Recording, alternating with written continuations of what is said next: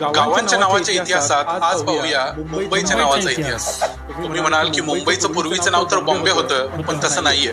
बॉम्बेच्या पूर्वी देखील मुंबईचं नाव मुंबईच होतं. असं म्हणतात की 1534 साली हे बेट पोर्तुगीजांच्या ताब्यात आल्यावर बॉम्ब म्हणजे चांगले आणि बे म्हणजे पेट म्हणून बॉम्बे असं नाव पोर्तुगीजांनी दिलं. पण खरं तर हे चूक आहे, कारण बॉम्ब हा पोर्तुगीज शब्द असला तरी बे हा इंग्लिश शब्द आहे. मग ही दोन भाषांची भेळ कशी होईल? पोर्तुगीजांची सत्ता येण्या अगोदरच 1512 सालचा एक पोर्तुगीज प्रवासी गास्पर कोरिया या बेटाचं नाव बॉम्बई असं सांगतो. बार्बोसा नावाचा आणखी एक प्रवासी या भागाचं वर्णन काना मैंबू असं करतो.